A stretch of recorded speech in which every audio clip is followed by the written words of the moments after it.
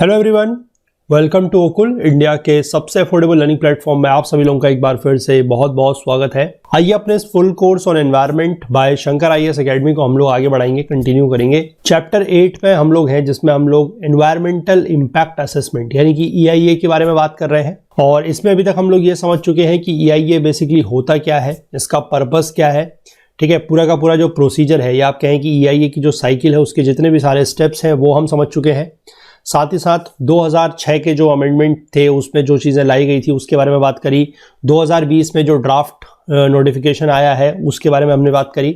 और स्पेसिफिकली पिछले पार्ट में हम लोगों ने ये बात करी कि EIA का जो कंपोनेंट्स हैं, ठीक है ना, सारे के सारे कंपोनेंट्स की एयर एनवायरनमेंट, हमारा land environment, water environment, noise environment, उनमें किस तरीके की चीज़ें रहेंगी, ये सारी की सारी बातें हमने अभी तक करी है। ठीक है, थोड़ा सा चीज़ें और हैं, जैसे कि आपका कुछ शुरुआत में जब प्रोजेक्ट की स्कोपिंग वगैरह होती है तो उसको लेकर कुछ चीज़ें हैं, थोड़ा सा डिटेल में वो बात करेंगे। और साथ ही साथ हम लोग ये बात करेंगे कि EIA जो इंडिया में होता है उसके ड्रॉबैक्स क्या हैं और उसके सुधार के लिए रिकमेंडेशंस वगैरह क्या है। ठीक है, तो इसको मोस्ट प्रोबेबली अभी हम लोग 2 लेक्चर में और लेके चलेंगे और पूरे का पूरा 5 पार्ट में ये जो चैप्टर है कंप्लीट हो जाएगा। तो आगे बढ़ने से पहले मैं आप सभी लोगों से एक बार फिर से रिक्वेस्ट करना चाहूँगा कि जो लोग इस कोर्स को, इस वीडियो सीरीज़ को फॉलो कर रहे हैं, जिनको ये पसंद आ रही है, वो ज़्यादा से ज़्यादा वीडियोस को लाइक करें, ज़्यादा से ज़्यादा शेयर करें अपने दोस्तों के साथ, कलीग्स के साथ, ताकि हमारे इन कोर्सेज का जो फ़ायदा है वो ज़्यादा से ज़्यादा लोगों तक पहुँच सके। और बाकी जो लोग चैनल पर नए हैं, जिनको चैनल का कंटेंट पसंद आ रहा है, चैनल को अभी तक आप लोगों ने सब्सक्राइब नहीं किया है, तो आप लोगों से भी मैं रिक्वेस्ट करूँगा कि आप लोग भी चैनल को ज़रूर सब्सक्राइब कर लें और बेल आइकन को प्रेस करना ना भूलें, ताकि वीडियोस की नोटिफिकेशंस वगैरह आपसे मिस ना हो। ठीक है, और साथ ही साथ इस पूरे के पूरे वीडियो सीरीज़ का जो फुल कोर्स है वो हमारी वेबसाइट पर अवेलेबल है। वहाँ पर आपको सारे के सारे वीडियोस, साथ ही साथ chapter wise notes, chapter wise quizzes जो है वो मिल जाएंगे। उसका जो लिंक है वो नीचे डिस्क्रिप्शन बॉक्स में दिया हुआ है, उसके थ्रू भी जाके आप लोग उस चीज़ को एनरोल कर सकते हैं। ठीक है, चलिए तो फिलहाल हम लोग जो है स्टार्ट करते हैं अपना आज के लेक्चर का डिस्कशन।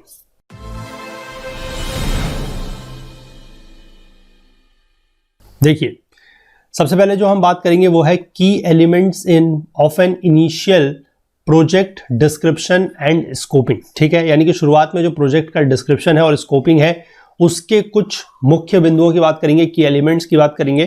ठीक है, देखिए सबसे पहला क्या है, the key environmental issues to be considered in relation to a project characteristics are discussed in sectoral guidelines published by ministry of environment and forest from time to time. ये बात हम कल भी कर रहे थे, मतलब पिछले लेक्चर में, कि हमने देखा था कि किस तरीके से जो ये गाइडलाइंस वगैरह, जो सेक्टोरल गाइडलाइंस वगैरह इनके द्वारा पब्लिश की जाती हैं, that is ministry of environment and forest, उसमें किस तरीके से कुछ बेंचमार्क्स आप कह सकते हैं, कुछ डेटा वगैरह जो है वो उसमें रहता है। ठीक है, an initial project description should be at the very least provide the reviewer with all the information necessary to enable project screening and scoping. ठीक है, इनिशियल प्रोजेक्ट डिस्क्रिप्शन जो है उसमें कम से कम इतनी इंफॉर्मेशन होनी चाहिए ताकि जो रिव्यूअर है, ठीक है, उसको इतनी इंफॉर्मेशन मिल जाए कि वो प्रोजेक्ट की स्क्रीनिंग और स्कोपिंग कर सके। आई होप स्क्रीनिंग क्यों की जाती है आप लोगों को पता है। ठीक है, अगर आप लोगों को पता है, आप लोगों को ध्यान है, पहले लेक्चर में मैंने बताया था कि what is the purpose of doing the screening, तो वो आप नीचे कमेंट सेक्शन में मुझे जरूर बताइएगा। ठीक है, चलिए आगे देखते हैं।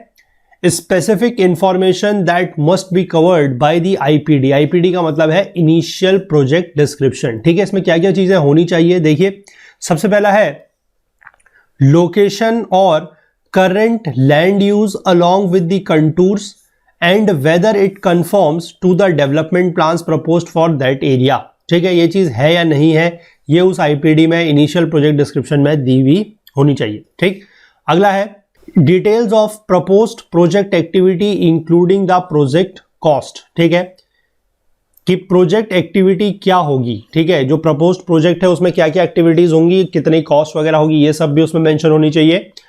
Outlining the key project elements during the pre construction, the construction and the operation phases etcetera. ठीक है, कि प्री कंस्ट्रक्शन के दौरान, जिस समय कंस्ट्रक्शन हो रहा है उस समय, और जब कंस्ट्रक्शन होने के बाद जब ऑपरेशन स्टार्ट होता है, तो उन तीनों फेजेस में की प्रोजेक्ट एलिमेंट्स कौन कौन से होंगे, इसको भी आउटलाइन किया जाना चाहिए as per the list of documents to be attached with the questionnaire. ठीक है, IPD में ये चीजें भी हो सकती हैं, off site activities, associated activities, expected project induced activities, project activities as per chart, ठीक है। पर चार्ट बेसिकली आपका जो शेड्यूलिंग वगैरह का जो चार्ट होता है, and process as a flow chart delineating unit processes with input and output. ये सारी चीजें जो है वो भी आईपीडी में इंक्लूड हो सकती हैं, ठीक है। अब ये सारी चीजें क्या करेंगी, this would facilitate the reviewers task, ठीक है। जो रिव्यूअर है यानी कि जो आपका प्रोजेक्ट प्रपोज प्रोजेक्ट को रिव्यू कर रहा है उसको फैसिलिटेट करेंगे, उसको ये सारी की सारी इंफॉर्मेशन जो है वो मदद करेगी, ठीक। The project proponent after suitable scoping should provide environmental information for consideration in detailed EIA, ठीक है। जो प्रोजेक्ट प्रोपोनेंट है यानी कि अगर आप कोई प्रोजेक्ट लगा रहे हैं तो आप क्या हो जाएंगे, प्रोजेक्ट प्रोपोनेंट, ठीक है। प्रोजेक्ट प्रोपोनेंट जो है आफ्टर सुटेबल स्कोपिंग, ठीक है, यानी कि सुटेबल स्कोपिंग के बाद वो क्या करेंगे, एनवायरमेंटल इंफॉर्मेशन प्रोवाइड करेंगे फॉर डिटेल्ड EIA के लिए, ठीक है। The reviewer while assessing the report should focus on the crucial aspects involving project location and characteristic. जो रिव्यूअर है वो जिस समय रिपोर्ट को एसेस कर रहा है यानी कि जिस समय रिपोर्ट का आकलन हो रहा है, वो कुछ ऐसे क्रूशियल एस्पेक्ट्स जो प्रोजेक्ट की लोकेशन और प्रोजेक्ट के कैरेक्टरिस्टिक से संबंधित है, उसमें इन्वॉल्व है, उनको उसने क्या करना चाहिए, उसके ऊपर फोकस करना चाहिए, ठीक। प्रोजेक्ट लोकेशंस को लेकर देखिए यहां पर क्या बात लिखी गई है, the sites selection can be an effective approach in minimising the requirement of mitigation measures, ठीक है। देखिए मिटिगेशन मेजर्स की रिक्वायरमेंट कम हो सकती है यानी कि बचाव की जरूरत हमें कम हो सकती है अगर हम प्रॉपर साइट का सिलेक्शन करते हैं तब, यानी कि हम पहले ही किसी ऐसी साइट का सिलेक्शन करके रखें जहां पर अगर मान लीजिए कोई अगर तकलीफ आती भी है, जैसे मान लीजिए मैंने को पहले ही बताया था कि कोई हर चीज के जैसे मतलब एनवायरनमेंट को अगर हम कोई भी नुकसान पहुंचा रहे हैं तो उससे बचने के लिए हमें कुछ ना कुछ बचाव के तरीके होने चाहिए, ठीक है। अब अगर हम ये देख लें कि ऐसी साइट पर हम लोग प्रोजेक्ट लगा रहे हैं जहां पर नुकसान या आप कहेंगे कि इंपैक्ट कम है, ठीक है, वहां के फ्लोरा फोना पे इंपैक्ट कम है क्योंकि वहां पर फ्लोरा फोना मान लीजिए है ही नहीं, वहां पर पॉपुलेशन बहुत कम है, तो मिटिगेशन मेजर्स की जरूरत जो है वो हो सकता है कि मिनिमाइज हो जाए, कम हो जाए, ठीक। Proposed project locations should be reviewed based upon regulatory and non regulatory criteria, ठीक है। जो प्रोजेक्ट की प्रपोज्ड लोकेशंस है वो रिव्यू की जानी चाहिए रेगुलेटरी और नॉन रेगुलेटरी दोनों ही क्राइटेरियाज के आधार पर, ठीक है। Project siting restrictions depend on the sensitivity of the surrounding environment, ठीक है। वो सेंसिटिविटी सराउंडिंग एरिया कितना ज्यादा सेंसिटिव है, कितना ज्यादा संवेदनशील है, उसके आधार पर प्रोजेक्ट साइटिंग की जो रेस्ट्रिक्शंस है वो डिपेंड करेंगी। Sensitivity should be assessed in relation to proximity of the project to the places or sites listed in the identified ecologically sensitive zones notified by the Ministry of Environment and Forest, ठीक है। यानी कि कोई भी आपकी जो location है, ठीक है, वो कितनी सेंसिटिव हो कैसे पता लगेगा, वो जगह यानी कि जो आपकी प्रोजेक्ट की प्रपोज लोकेशन है वो ESZ जो है यानी कि इकोलॉजिकली सेंसिटिव जोन से कितना नजदीक है, ठीक है, कितने ज्यादा उसकी प्रॉक्सिमिटी में है, उसके आधार पर आप डिपेंड करेंगे मतलब डिटरमाइन करेंगे कि उसकी आपकी जो प्रोजेक्ट की लोकेशन है, जो प्रपोज लोकेशन है, वहां पर सेंसिटिविटी कितनी ज्यादा है, ठीक। The siting criteria delineated by MOEF ने जो साइटिंग क्राइटेरिया दिया हुआ है उसमें क्या इंक्लूडेड है, देखिए, as far as possible prime agricultural land forest land may not be converted into an industrial site, ठीक है। यानी कि जहां तक भी पॉसिबल हो जो एग्रीकल्चर लैंड है यानी कि जो कृषि भूमि है, जो वन क्षेत्र है, जो फॉरेस्ट की लैंड है, वो इंडस्ट्रियल साइट में कन्वर्ट नहीं होनी चाहिए, ठीक। Land acquired should be minimum but sufficient to provide for a green belt where in the treated waste water if possible और suitable could be utilised from waste water treatment systems, ठीक है। जो land acquired है वो minimum होनी चाहिए but sufficient होनी चाहिए, किसके लिए, एक ग्रीन बेल्ट प्रोवाइड करने के लिए, मतलब वहां पर कुछ इस तरीके के पेड़ पौधे लगाए जाने चाहिए सो दैट कि जो वेस्ट वाटर ट्रीट होके जो वेस्ट वाटर आ रहा है, कहां से, वेस्ट वाटर ट्रीटमेंट सिस्टम से जो वाटर ट्रीट होके आ रहा है उसको हम क्या कर सके, उसका यूज कर सके, ठीक। Enough space may be provided for storing solid waste को स्टोर करने के लिए इनफ स्पेस होनी चाहिए। The space and waste can be made available for possible reuse in the future, ठीक है। जो स्पेस और जो वेस्ट है वो उसको हम फ्यूचर में क्या कर सके, पॉसिबल उसका रीयूज कर सके, ठीक।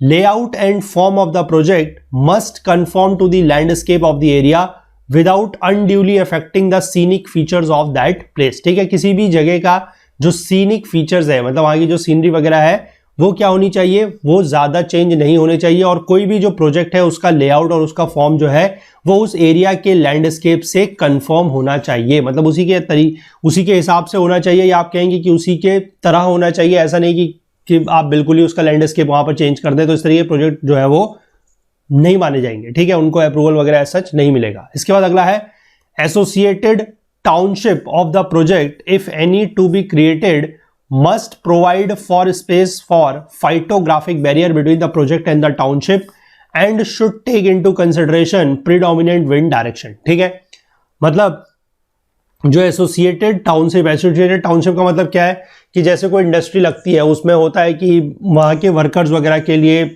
शहर बसाया जाता है, ठीक है ना, मतलब आप एक तरीके से कह सकते हैं कि उनका स्टाफ क्वार्टर्स वगैरह बनाए जाते हैं, वो सारी चीजें तो वो इस तरीके से बनाई जाएंगी कि जो प्रोजेक्ट का एरिया है, ठीक है, यानी कि जो प्रोजेक्ट की लोकेशन है और जो टाउनशिप है उसके बीच में एक फाइटोग्राफिक बैरियर होना चाहिए। फाइटोग्राफिक बैरियर का मतलब है कि जहां पर प्लांट्स वगैरह होंगे, ठीक है, सो दैट कि वहां का जो नुकसान है, कहां का प्रोजेक्ट का जो नुकसान है या जो फैक्ट्री वगैरह का जो नुकसान है वो डायरेक्ट उस टाउनशिप तक ना पहुंचे, ठीक है, और प्रीडोमिनेंट विंड डायरेक्शन का भी वहां पर ध्यान रखा जाना चाहिए, ठीक, ताकि उसकी जो भी एमिशंस वगैरह होंगे उससे टाउनशिप को नुकसान कम से कम पहुंचे। ठीक, अगला देखिए, in addition the following distances should be maintain. कुछ एरियाज हैं जहां से स्पेसिफिक डिस्टेंस दिए गए हैं, जैसे कि कोस्टल एरियाज की अगर हम बात करें, at least 1/2 kilometre from the high tide line, जो हाई टाइड लाइन होती है उससे आधा किलोमीटर की डिस्टेंस बताई गई है।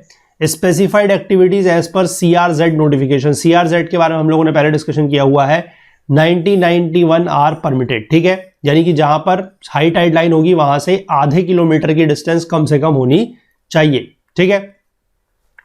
इसके बाद एश्यूरीज की अगर हम बात करें तो at least 200 metres from the estuary boundary, जो एश्यूरी की बाउंड्रीज है वहां से 200 metre.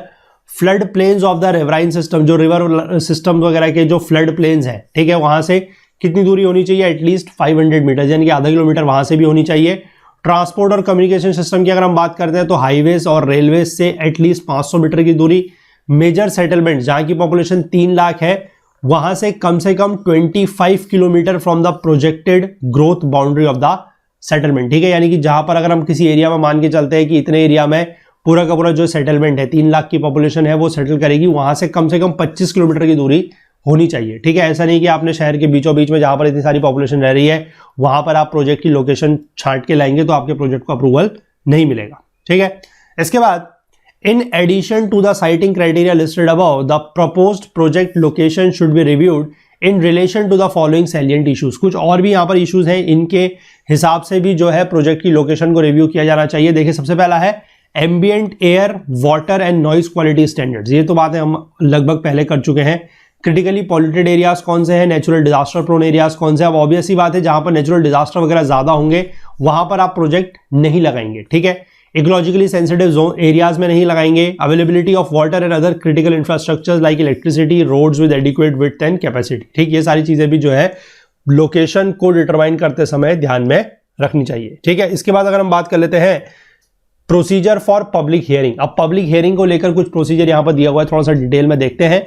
Process of public hearing, whoever apply for environmental clearance of project shall submit to the concerned state pollution control board, ठीक है, यानी कि जो भी व्यक्ति इन्वायरमेंटल क्लियरेंस के लिए क्या कर रहा है, अप्लाई कर रहा है, यानी कि एक तरीके से कह सकते हैं जो प्रोजेक्ट प्रोपोनेंट है वो स्टेट, जो संबंधित स्टेट पॉल्यूशन कंट्रोल बोर्ड है उस पर वो क्या करेगा, अपना जो क्लियरेंस रिपोर्ट है वो सबमिट करेगा, ठीक है।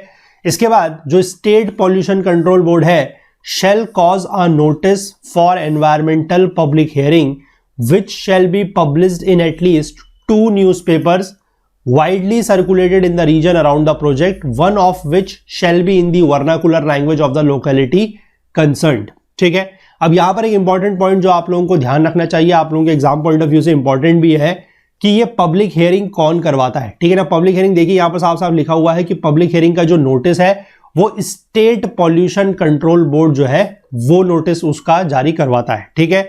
और वो नोटिस जो है एटलीस्ट 2 न्यूज़पेपर्स में पब्लिश होना चाहिए, जिसमें से एक न्यूज़पेपर जो है वो क्या होना चाहिए, वर्नाकुलर लैंग्वेज में, यानी कि वहां की जो लोकल लैंग्वेज है उसमें होना चाहिए, ठीक। State pollution control board shall mention the date, time and place of public hearing, उसमें बेसिकली पब्लिक हियरिंग कब होगी, उसकी डेट किस दिन होगी, किस समय होगी, कहां पर होगी, ये सारी चीजें मेंशन होनी चाहिए। ठीक है। Suggestions, views, comments and objections of the public shall be invited within 30 days from the date of publication of the notification। ठीक है। जब भी इस तरीके का नोटिफिकेशन वगैरह जो है वो पब्लिश हो रहा है तब से लेकर 30 दिन तक जो है सजेशंस, व्यूज, कमेंट्स और ऑब्जेक्शन जो है पब्लिक के वो इनवाइटेड होने चाहिए। और हमने एक चीज पिछले लेक्चर में देखी थी कि ये जो 30 डेज है इसी को कम करके 20 दिन करने की बात की गई है 2020 का जो ड्राफ्ट आया है उसमें। तो वहां पर हमने देखा था कि किस तरीके से थोड़ा बहुत जल्दबाजी में ये काम करने की बात कही जा रही है। ठीक है। इसके बाद कौन कौन लोग शामिल हो सकते हैं ये हमने पहले भी देखा है, यहां पर फिर से देख लेते हैं।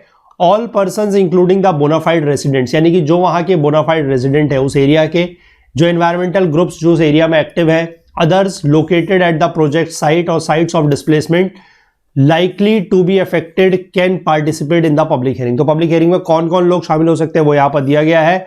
और ये साथ ही साथ क्या कर सकते हैं कि मौखिक तौर पर या लिखित तौर पर जो है अपने सजेशंस, जो अपने सुझाव है वो स्टेट पॉल्यूशन कंट्रोल बोर्ड को भेज सकते हैं। ठीक है। इसके बाद जो पब्लिक हियरिंग का पैनल होगा उसकी कंपोजिशन देख लीजिए क्या क्या है।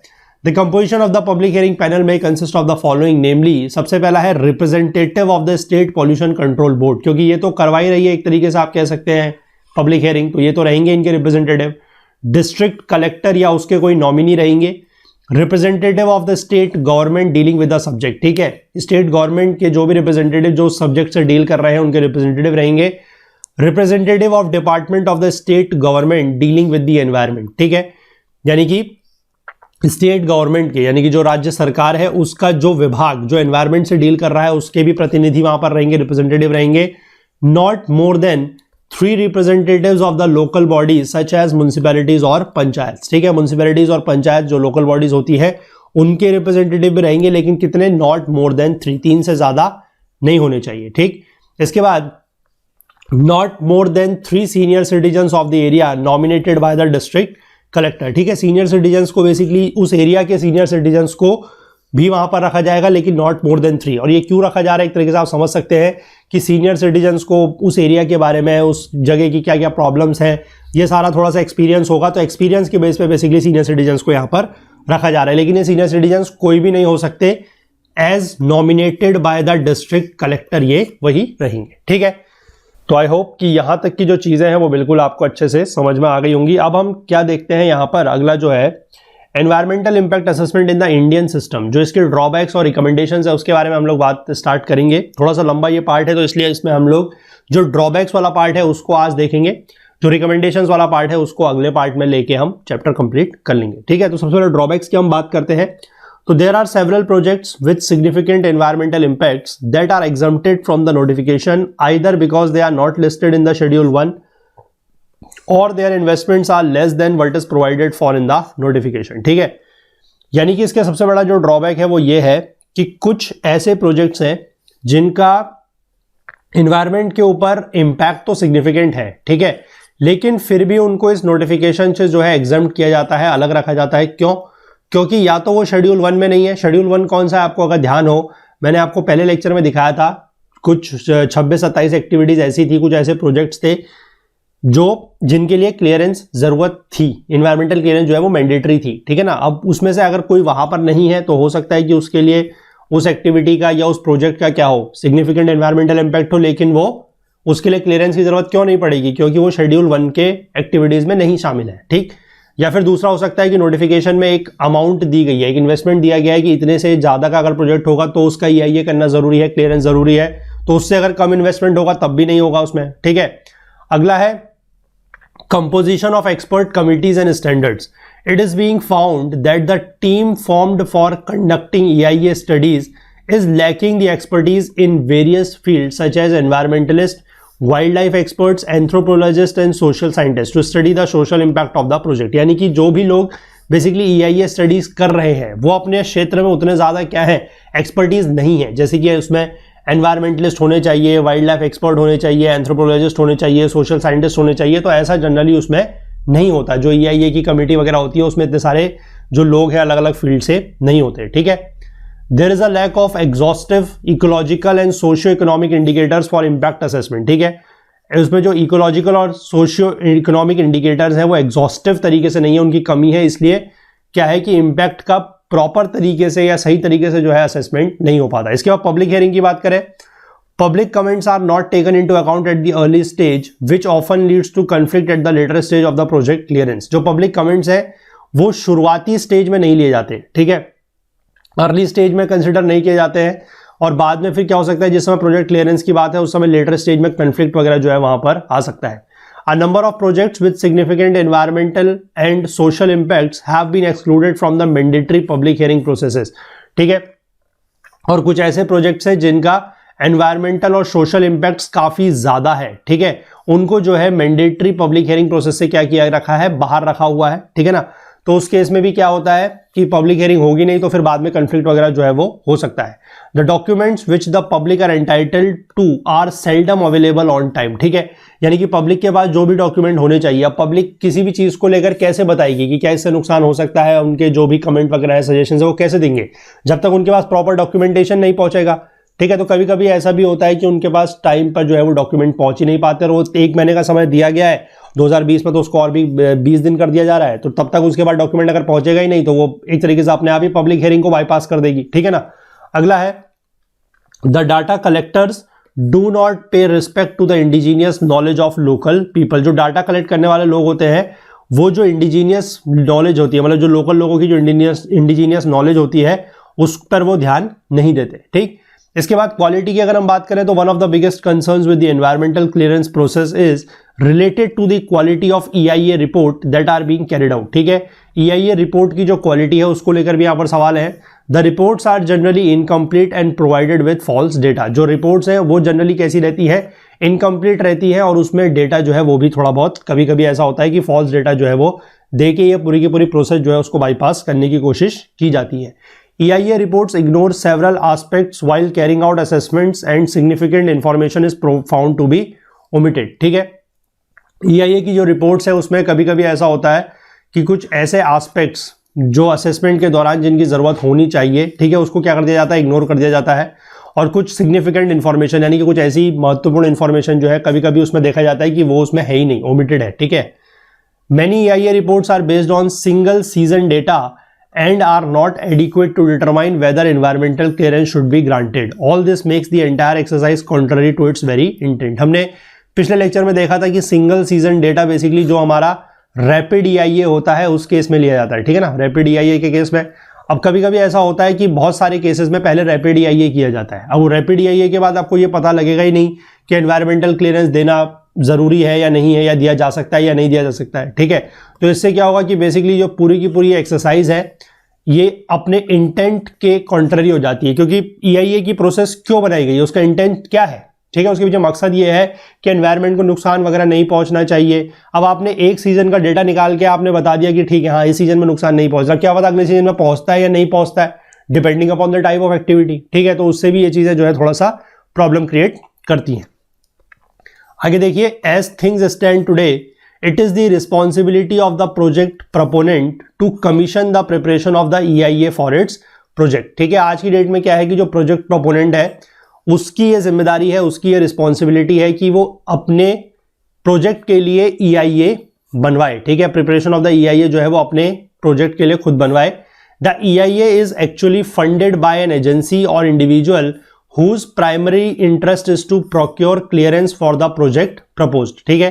EIA फंडेड किससे होती है, कोई एजेंसी के द्वारा या किसी इंडिविजुअल के द्वारा जिसका प्राइमरी इंटरेस्ट या जिसका जो मुख्य उद्देश्य है वो क्या है कि प्रोजेक्ट, जो प्रपोज प्रोजेक्ट है उसके लिए क्लियरेंस लेना, ठीक है। तो उसी तरीके से EIA वगैरह बनाएगा।